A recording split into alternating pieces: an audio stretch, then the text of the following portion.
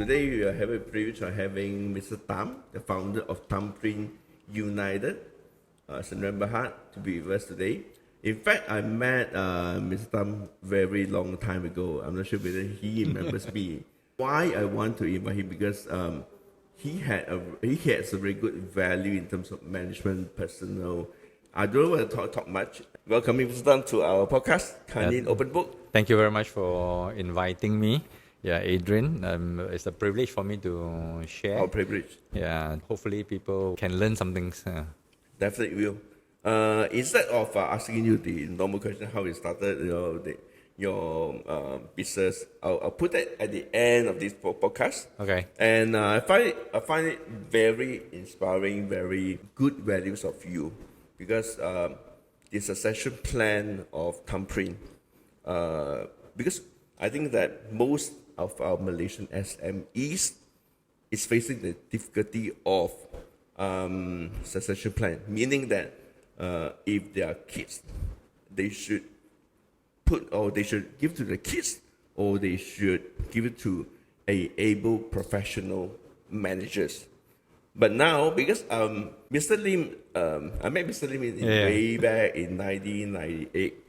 Okay. And I find him to be a very capable, likable, and at the same time, because both we graduated from UM, so we struck it off, conversation. Then fast forward, I connected with Mr. Lim again. I think after MCO. Okay. After MCO, and I said, can I give some quotation, because we're going to publish some books. I said, now, are you a head of marketing? At that point, he said, no, I'm the CEO. I said, what? CEO? And that's how I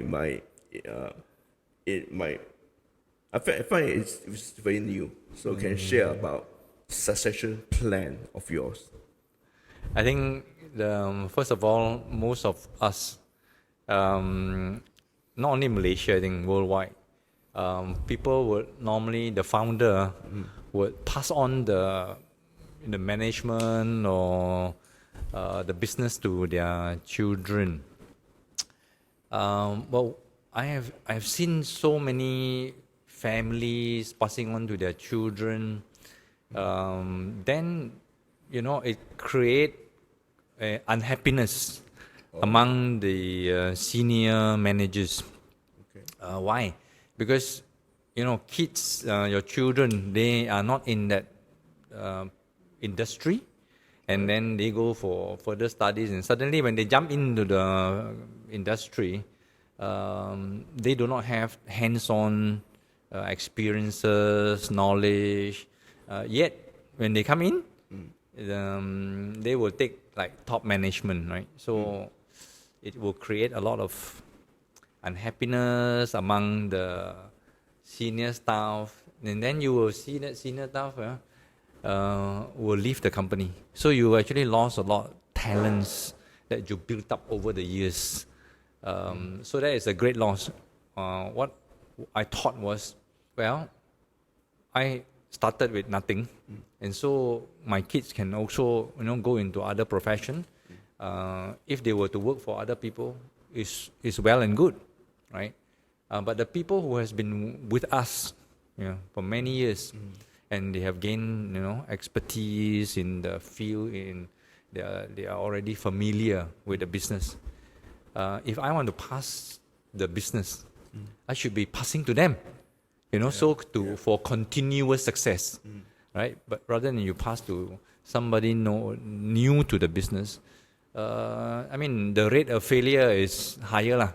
So I think that is logic, right, for us. But letting go.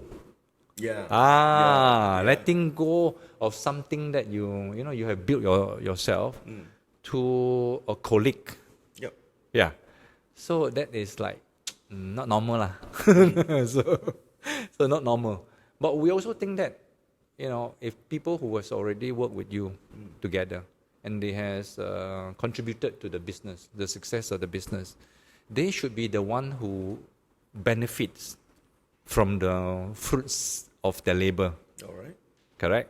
Okay. So this is how I thought now. So passing on to them is not difficult at all. Not difficult at all. How about the family members when you pass the CEO role and you become a chairman? I mean, how's the family reaction to that? If you were to ask them honestly, they will not be interested in the business. Well, Yeah. okay. Because they also don't want to be under the father shadow, like a shadow. So they also have their own, I would say, their own pride that they want to chong yip. They also want to do their own, right? So if they come under the father, then it seems like, I benefited from my father's labor, Right. and that kind. They also don't really like it. They don't. They don't. Yeah. How many kids do you have? I have 3 daughters. All right. So they are not really interested in the business. So it's not good that we pass to somebody who is not interested in the business, right? Except that I think when we reach an age that we think we need somebody to come into the board. The board is actually a separate from the operation, right? Because shareholders and the board, shareholders and the operation. So these are the different entity. So when we brought in, we speak to our youngest daughter and coax her and talk to her and psycho her, and she doesn't want to come in as well. Then we say, hey, what if mom and I, we reach this age, we don't know tomorrow we're still around or not, but yet somebody must be there to make sure that we continue with the policy and principles that we already, put into the company. But do you have or struggling with trust issue? Because that's a baby. Thumbprint is a baby, the fourth baby. So you pass to, so to speak, an outsider, right? Considered outsider. So were you struggling with No. that? No, because we have been doing business with multinational companies. So, their own families they are not in the business. They are actually shareholders, and they are outside the operation, right? Even our Malaysian businesses, you can see there are a few very successful businesses in Malaysia that their owner and the family are not in the operation of the business. So why not us, as an SME? We need to trust people to run the business, because if we don't trust people to run the business, then we will be forever sitting in the MD chair forever until you mati ke kan. And then, I realize also that my gift is entrepreneur. An entrepreneur is not a good manager. Yeah. So if you're entrepreneur and you keep on holding on to the MD seat, and then you are so emotional about it, so sentimental about it, then how can the company grow? You cannot grow anymore already. So you are stunted. The company will stunt with you because you are stunted as well. So as entrepreneur, it's best that you play your role as a entrepreneur, but not in the operation. So it's easy to say, but when you want to execute it, it's the hardest, right? So how do you overcome that mental hurdle? Okay. SME for SMEs Malaysia. Yeah. To all the SMEs Malaysia. It's very easy for me because I think one day my wife, who is also the founding member of the company, she said, hey, I think I want to retire. Huh? I said, you are only 50 years old. Why you want to retire? He said, no lah. 50 years old to 80 is 30 years. 70 years old, if I cannot walk anymore, then I cannot see the world. Day and night, 7 days working, gao liao lah. Enough already. So she said, hey, next month I'm not coming to office, to factory. Huh? I said, you're not coming for factory? I started the business together with you. You don't come, I'm like, unbalanced already, you know. Yeah. Yeah, you come with me, you know, we quarrel, you know, go back also quarrel about business, you know, we talk lah, not quarrel lah, discuss lah, in a heated way lah. And I say, you 放下了，我怎样好？我一个人呢，不可以啊。Then I say, oh, you don't work, I also don't work already lah. Then I say, how? Who's going to run the business? I said, yeah, these people who have been with us for so many years, right, 20 over years, you just pass to them lah. 船到橋頭自然直啊嘛，死咩驚？Oh, so that's what we did. I mean, you have good people. I know that some of them working for you for 20 over years, some of them with you for 16, you know. Yeah. And what's the management philosophy of treating your people? Especially in the industry, it's so cutthroat. Yeah. You know, as like printing industry. Yeah. I mean, manufacturing and printing, we work on a very small margin. Yep. I think, thank God, because when 1998, I became a Christian, and then from then onwards, I see things differently. I see life to the end. That means one day I will die. So what do I do between now and the time that I'm going to pass away? Right. So many of us we hold on to the business because we want to accumulate wealth, right? But wealth that is not meaningful if it is not shared, right? And because we come from a poor family, we are not used to spending on luxury. So we don't need so much.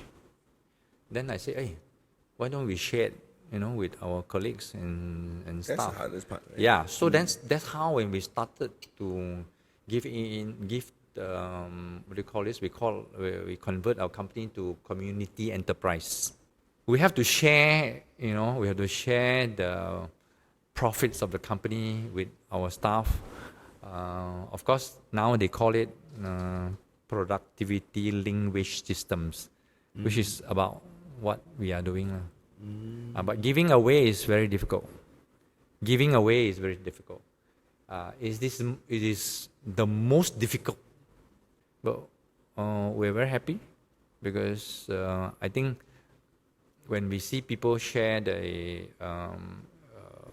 profit from the company, we are so so happy, so grateful.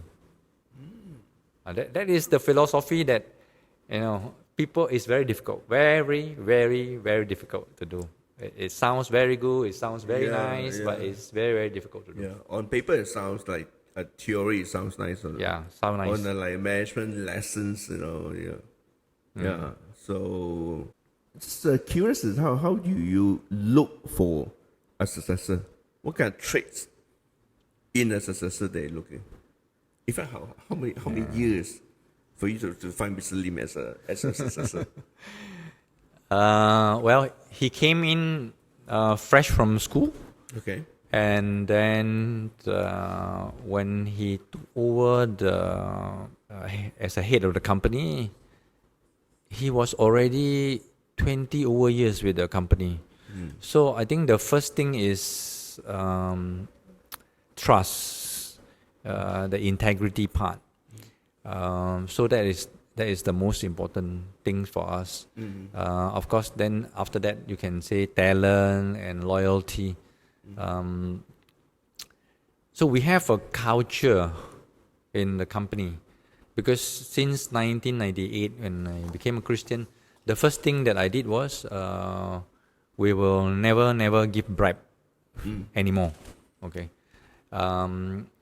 So we changed that culture in 1998, and we have successfully ingrained by educating all our staff and training them for 2 years.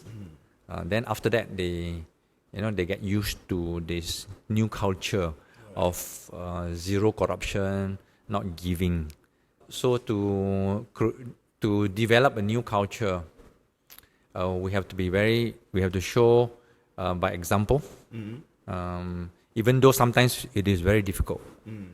We face challenges, big challenges, but we still have to hold on, even in the storms, we still must hold on to the principles of our practices of not giving bribe.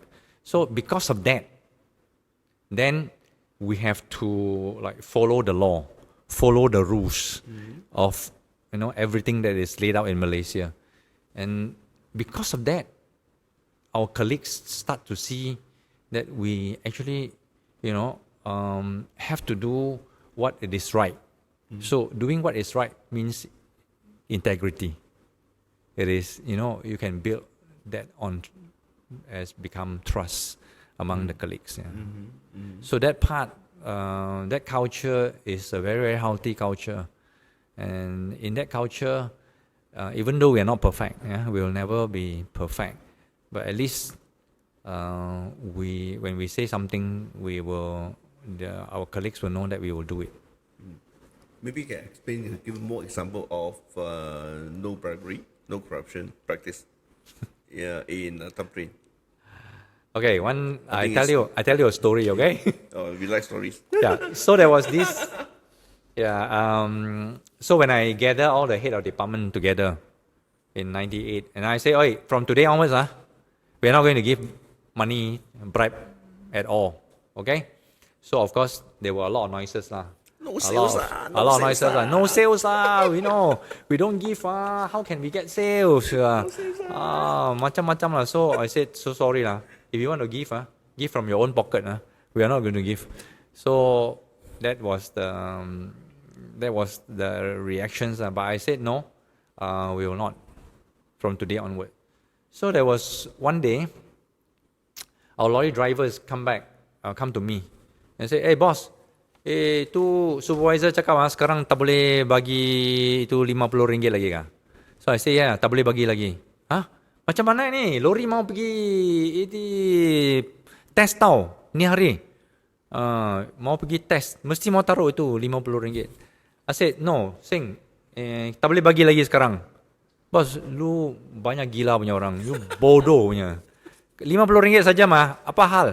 Taruh sana, mesti lepas mah. You taruh sana, dia mesti fail punya. You tengoklah.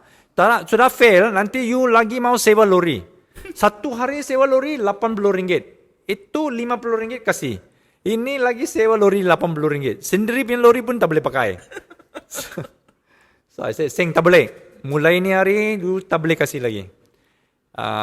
Sing, kalau dia tara cek betul-betul you punya lori, break tara, tahu, you langgar pokok, siapa mati?" So he kept quiet. I said, "Sing, siapa mati? Kalau itu break tara, langgar pokok itu lori, siapa mati?" Then he said, "Saya lah." Okay. You jangan kasih uang lagi ya. Dia cek betul-betul you punya lori. Tahu, tayar tara ka, tayar tara bunga ka, semua dia cek betul-betul. So he went off lah. Then he came back in the afternoon. He barged into my room, because my room is open anyway. He said, "Itulah saya cakap, bos, lu bodoh. Lu bodoh, lu gila. Tengok itu lori. Sudah fail lah. Besok lagi tak boleh pakai. 2 hari tahu. RM160. RM50 tak mau kasih. You bodoh punya bos." So I said, "Sing, tak boleh kasih. Ini tak boleh kasih. Sing, siapa mati?" Then he walked away. Okay. Then in 2005, that is about 7 years later. So I saw him walking to the reception. Then I called him. I said, "Sing, lu ular kan ni hari? Tara kerja." "Bos, besok mau hantar pergi tes lah lori. Ini hari sudah pergi workshop. Repair, fine tune sikit." "Oh, Sing ini RM50. Lu kasih taruh itu dalam lori, okay?" "Bos, you gila kah? Siapa mati?" Oh, he asked me, "Siapa mati?" So there's a change of culture. Even though I give him $50 to put inside the lorry, so that people can pick up, but he say, "No, I want them to check my lorry properly. I want to test my lorry properly." So there's a culture change, you see.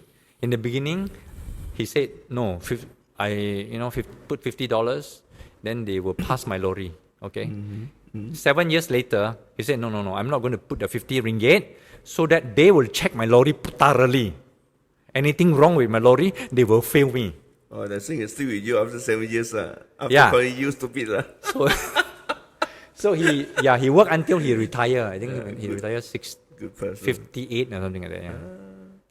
So changing of culture is possible. Yeah, it's possible. So now if you go to our factory, you will see two big banner. When the gate open, you can see two big banner. I think it's about 8 feet by 4 feet. It says Rasuah Sifar or zero corruption. And then my number is there. You can call my number if anybody. Your handphone number? Yeah. Oh. If anybody asks you for a bribe, then they will call me lah. So it's a long journey. It's a long journey, and it is not easy to practice zero corruption in our country. It's not easy. Both, private and also public. You're not talking about public, okay? Even private is also very difficult. So our clientele, what do you call this? Special or limited lah. But how long do you think that it took you from the moment you say no bribery and to all the staff accepted this new paradigm shift? 2 years. 2 years. 2 years. Okay. So by the third year, they begin to see the goodness of zero corruptions. Which department that resisted the most? Those that deal with external party. For example, like you say, lorry law, they have to see authority law, and even production, dealing with our, that time was LLN, the TNB lah, okay. So HR dealing with immigration. So those are dealing with authorities. But sales, we are also dealing with customers. Right. And that is also part. Because over the years, even after we have gone practicing zero corruption, but there are still people asking for kickback. So how do we deal with people like that? Yeah. How do you deal with that? So how do we deal with people like that? So we can tell them, say, look, I'm sorry, we don't give kickback. We deal on the clean slate. We only do quality, delivery on time, and give you a good price. Yeah, and we don't cheat on the materials and things like that. So we give you what is on paper, what on the code that we give to you. So everybody face something that's challenging. How do you convince them? Those people that, hey, you know what, I'm going to view with X amount order, but but how to convince them, these people, that you don't? Last time, previously we walk away. We just say, oh, sorry, we don't give kickback. And then there are times that I try to educate them as well. Right. I remember there was one Malaysian works in overseas, and then asked us for a quotation. And then she found that our quotation is so much cheaper than their home country quotation. So she asked us to mark up. So instead of me marking up, I give her a 1 hour lecture. I told her, look, you are working in a foreign country, right? And if you are caught, because the country that she was is a highly regulated country, okay? So if anything caught like that, they become a big news in that country. So I say, if you are caught, then when the reporters report it on the newspaper, on the TV, they will not say so and so got caught, taking bribe. They will say Malaysian got caught for taking bribe, right? I say, where am I going to put my face? Because I'm a Malaysian. And you are also Malaysian. You put our country in jeopardy. You're not only yourself. You just imagine the small the amount of money that you got, but then you put our country in line. And as a Malaysian, I'm very concerned about that. Yeah. So, but later we say, hey, people ask us for kickback, and then we say we don't do, and they got scot-free, and then they go to another supplier and they ask for the same thing. Yeah. So I say, okay, never mind, we play with them. So what we do is, if anybody asks for kickback, we will gather all the information. We will record down our teleconversation. We will record down all the email, the WhatsApp, the SMS. We will record, and we gather all this information. Once we have enough, then we will write to the company's head. Oh. Yeah. If there's no action from the company's head, then we have other avenue to go lah. We have MACC, we have the police, because to us, you need to cut the cancer out. You cannot let the cancer be inside the body, because we are, as a country, we are the body. So we would like to send to theater and cut OT. But by doing that, I would say a lot of companies will scared losing the customers, right? Yeah. What's your thoughts on that? Yeah. What were on your mind? I mean, you gather all the information, then send to the CEO and this little Napoleons. Correct. Wow. So that one company, I reported. We reported. Until today, we haven't got any business from them. Okay. Until today, and that company is a big multinational, worldwide multinational. But we don't mind. Why we want to go to bed and thinking that we lost business, or we want to think that I've done right, which is more important. I think doing right is much more important than making extra bucks. That's to us. But there are many more companies. There are many more head of companies like us.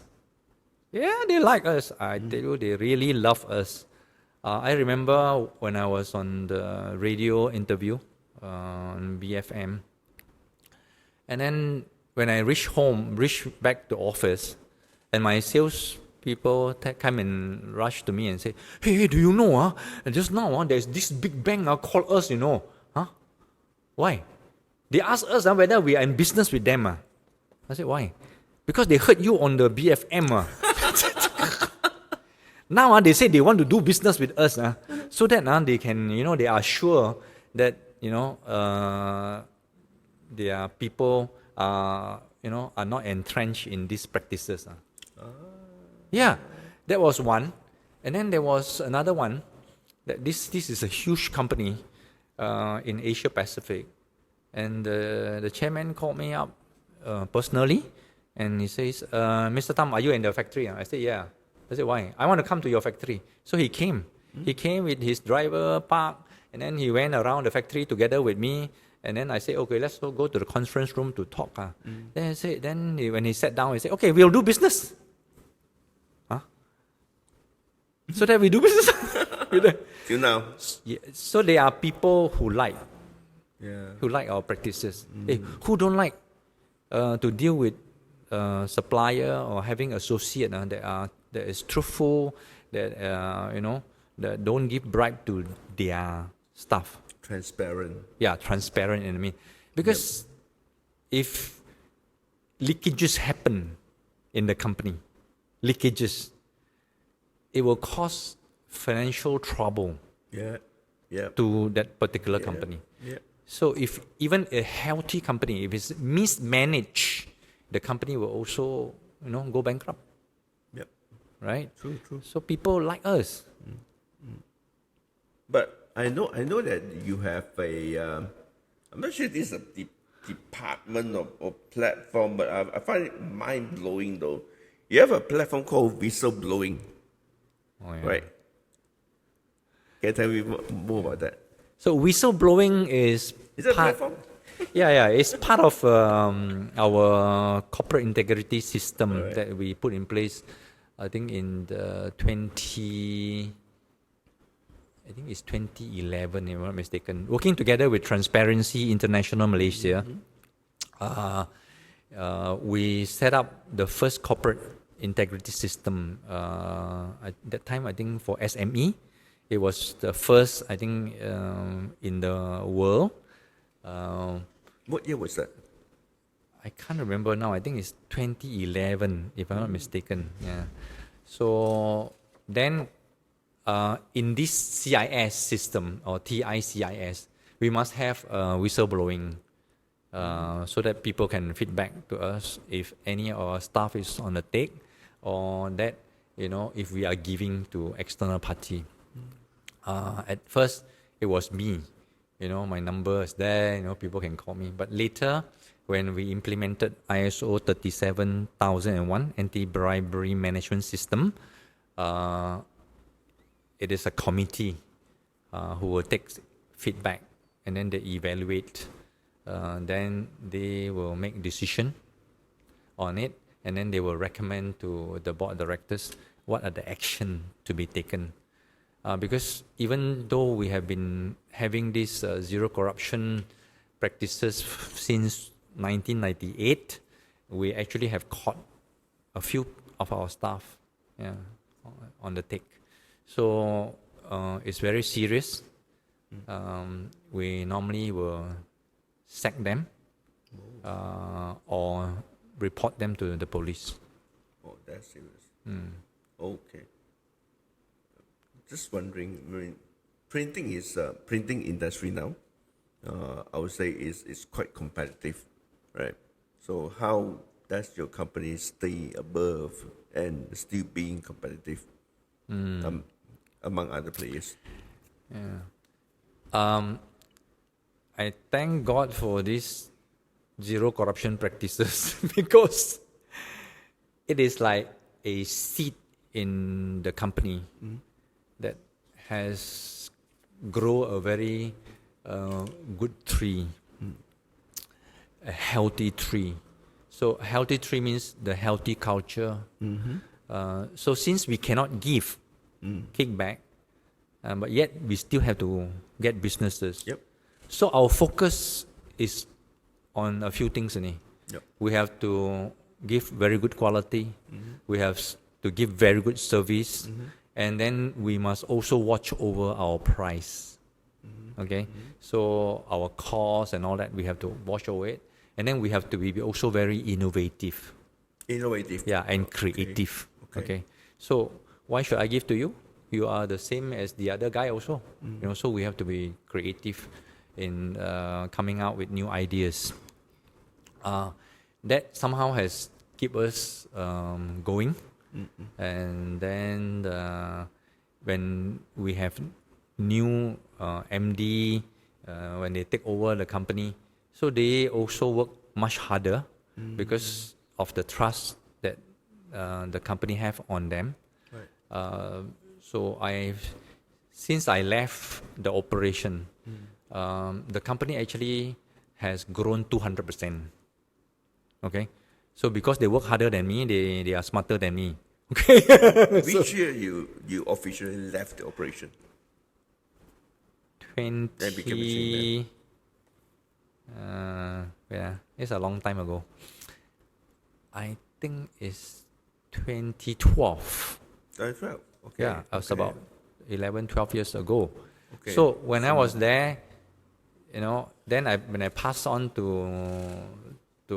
our colleagues to run it, they multiply it twice, 2 times. 100%. Wow. And then because now we are running on community enterprise, so everybody get a share from the profit of the company.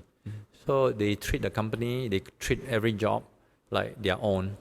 So they are looking at the call, they also move faster. If other colleague is curi ayam, they also get scolded, you know. They will scold their own colleague. So then we stay afloat for so many years. Interesting is the community enterprise. I'll get back to you on that. You know, after I ask you a few more questions on this. So come back to the early years. Now we come back to early years. Okay. Can you share a bit on your early years? Whether I can remember or not. Sure can. Founder sure remember one. Every each detail sure remember. It's quite long, eh? Yeah, too painful not to remember.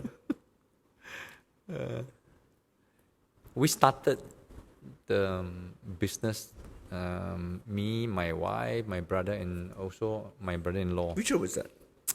It was in 1990. 1990. Early 1990, yeah. Okay, Early 1990. And Why I started it? Because from my, I was working with somebody else, and then I was doing very well. I was promised, some kind of profit sharing, but then I waited, and then it was not coming, so I find that better don't ask lah, better, go out and try my own. So that's how I started the business. But when I came into my business, I said, look, one day, if I promise people profit sharing, then I better do it. So that's how also, when I look back, how I started community enterprise. That was part of it lah. That, on the perspective that I must do what I have already said lah.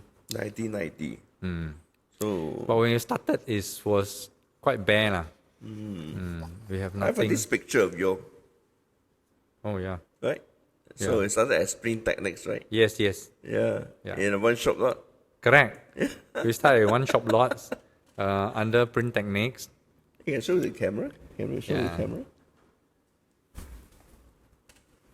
And then we, in 1997, we merged with other few companies.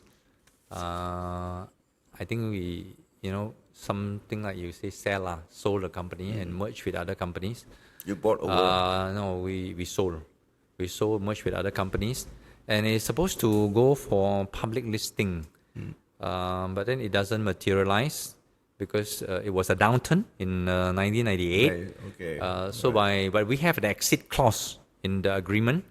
So in year 2000, we got back the company. So when we got back the company, this company, Print Techniques, was encumbered in the corporate loan. And we signed as a corporate guarantor, and there was no way out. So then in 2001, I think, we changed. We didn't change the name, but we start another company to take over Print Techniques. Print Techniques. Okay. So that's how we have Thumbprints now, but in the past is Print Techniques. Is this the one that you started in 99? Wow, where you get all this picture? Huh? Insider information. Poor Lowe. Whistleblowing. So this was this was the rented factory. Rental factory, eh? Yeah, it was a rented factory. Is it somewhere in Kepong? No, it's in Looks very Selayang. familiar, Kepong. It's Selayang. It's Selayang. about 10 minutes from here, okay? Nice. So we rented the factory for many years, I think. And we decided, hey, we have been paying rentals, like, might as well buy our own. Yeah. So that's when we go scouting for a factory. And how long you were at the factory? Can't remember now. I think quite many years. I think it's 7-8 years. Yeah. Then moved to your current The current factory. Yeah. current factory. That's the current factory. Eh? Yeah. In Rawang? This is a. We never asked for this kind of factory. Very hard to believe. I never. Yeah, asked, because it's a factory, right? Yeah. This is like a corporate office. No, this is like high tech. Yeah. In a Silicon Valley kind of stuff.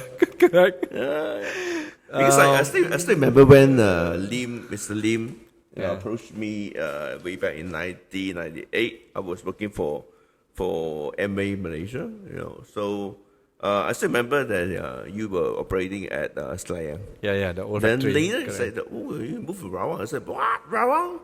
That's far away, man." Yeah. Unbelievable.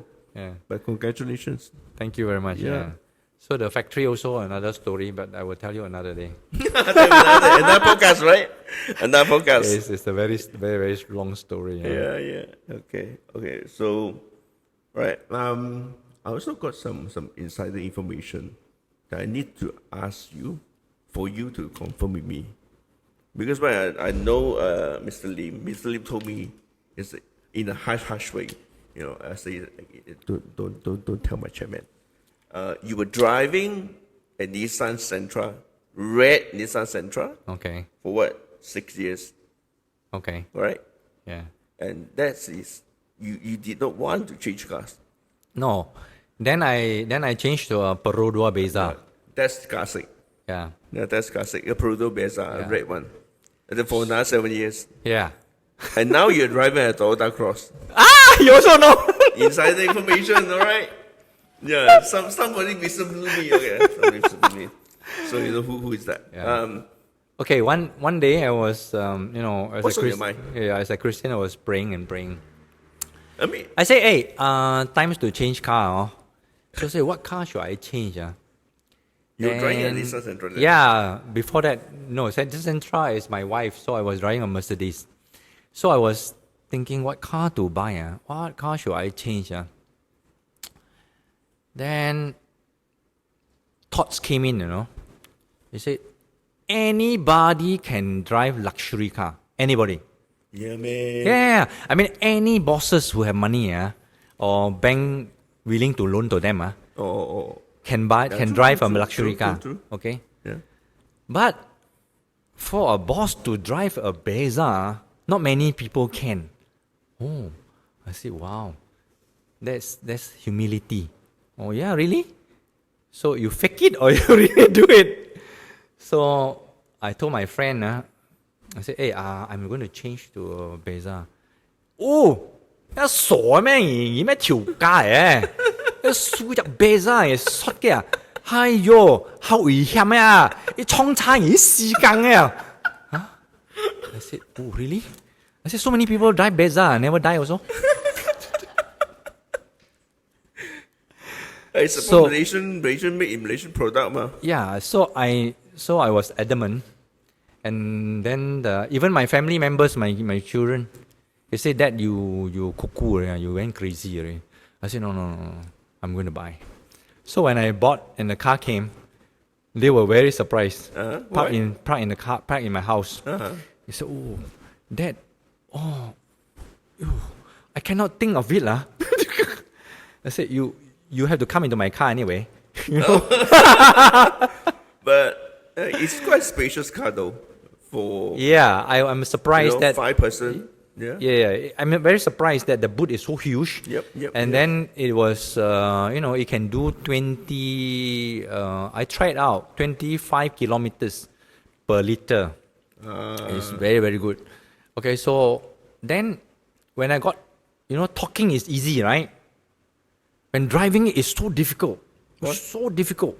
When I go for conferences, when I'm a speaker or I'm going for a committee meeting, in some corporate building hotel don't know what I try to find basement 5 to park, So when I get out, nobody know that I drive a Beza. When I was driving the Sentra for a while, there were rumors in the market, say, this company 唔掂咗咯，我睇時頭揸 Sentra 喎。揸 Benz 唔揸 Sentra 梗係唔掂咗啊！你哋小心啲啊！你哋小心啲啊！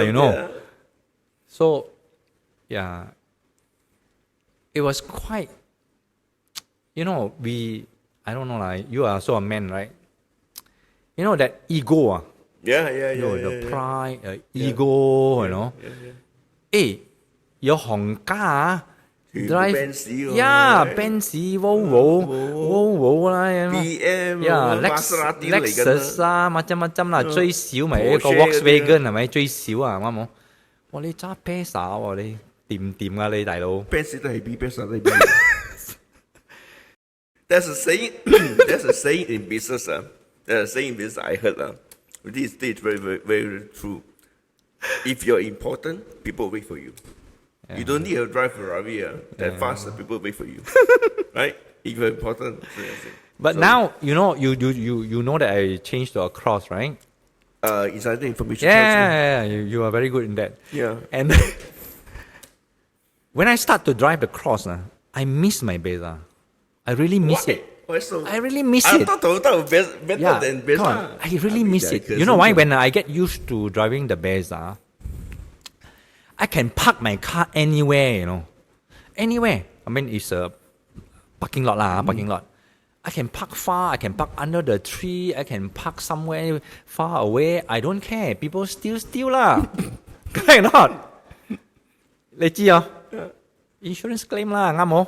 Claim give me 40,000, I top up another 10,000, I buy another one Beza ma. Correct or not? It's not a kind of 300,000 And people scratch my car. I say, oh, scratch Oh, never mind lah, Beza ma Hey brother, you drive a luxury car, people once crash you cry, man. Really cry. And then when I go park downtown, some of the hotel, it's very tight one, very tight one, But Beza, I can park anywhere, It's so small, so tight. Also can go in. Cross also quite versatile. Cannot lah. It's quite high, And then you're scared a bit. People scratch how? So that day people scratch my car, I said, what? Not people scratch lah. The dog scratch my car. I said, what? The dog scratch my car? Get angry, See, I miss my old Beza. Beza, you scratch, never mind lah. Never mind. I go to Aeon, I buy the paint, I just 補返佢咯，啱冇?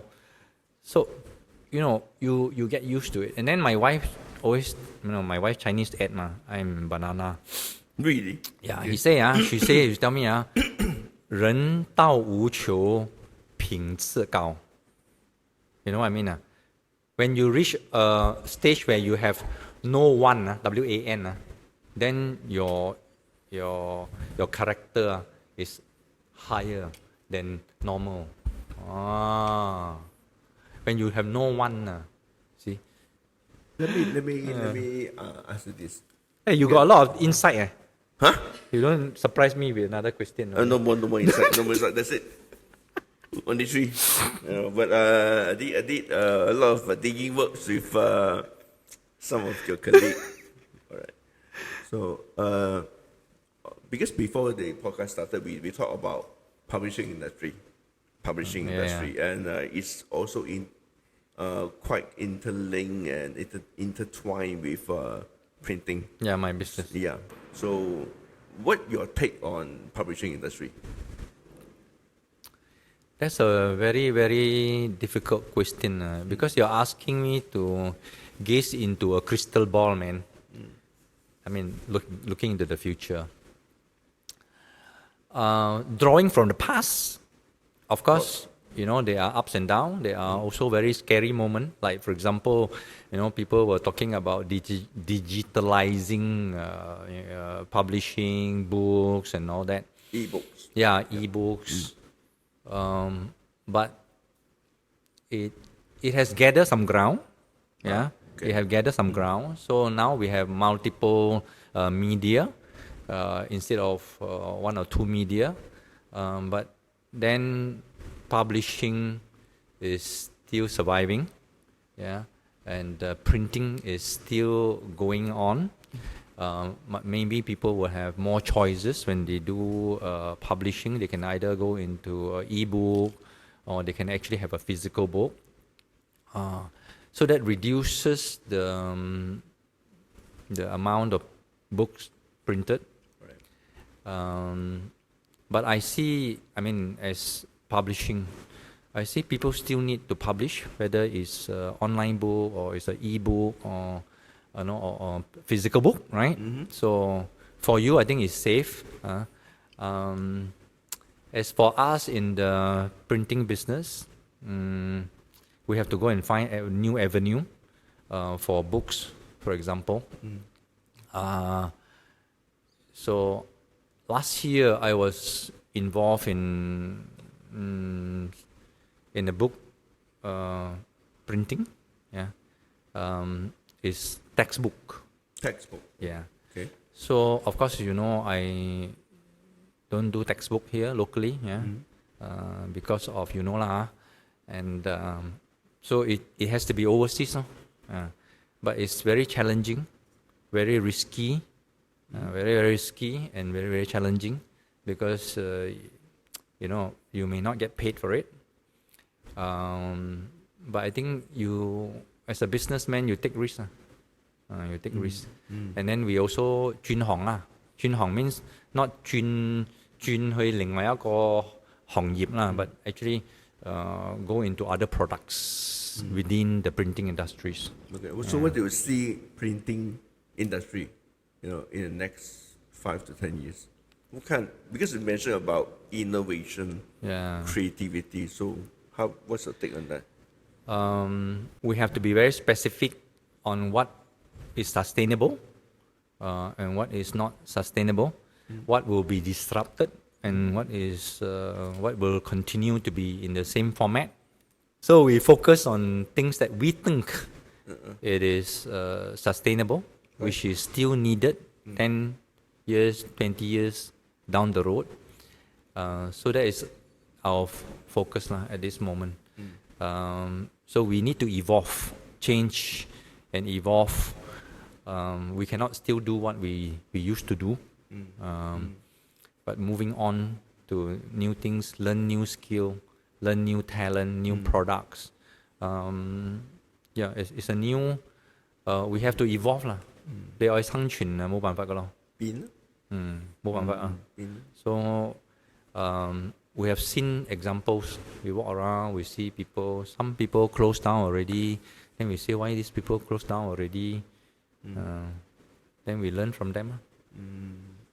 All right. On your community enterprise, is it different from normal Sdn Bhd? The way it's being set up? Actually, it's the same because there will still be shareholders. But the only thing is that our practice. All right. Yeah, our practice.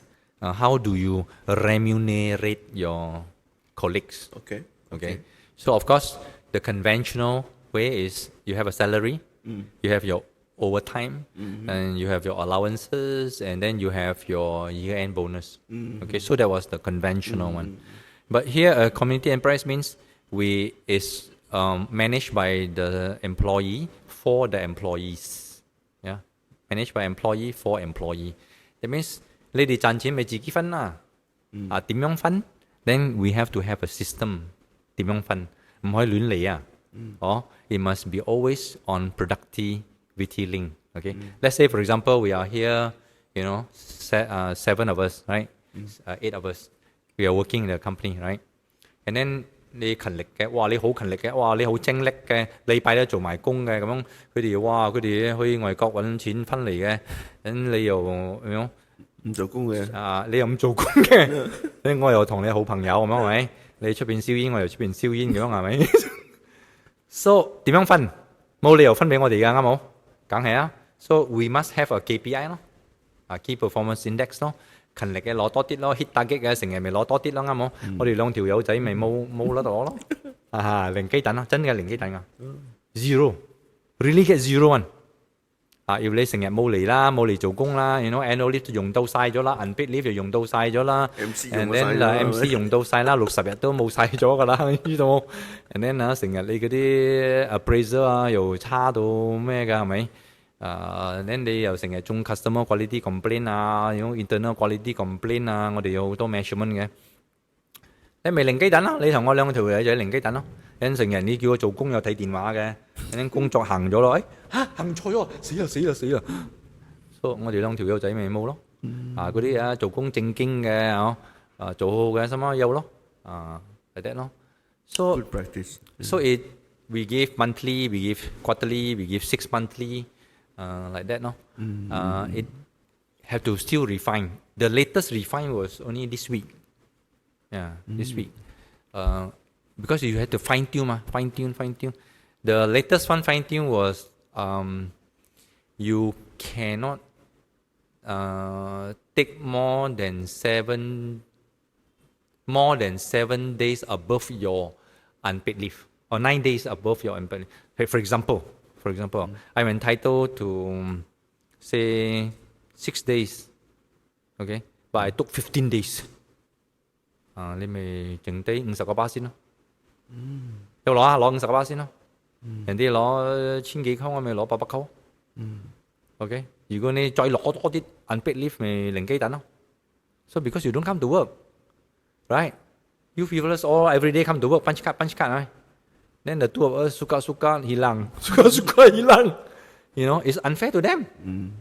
So this is, it's all in the policy. So you keep on changing lah. Fair, unfair, everything have to be fair. Just because 咁多人做工啊。Yeah. You have a system to track lah. Then a lot of work. In the beginning when we do it 哇！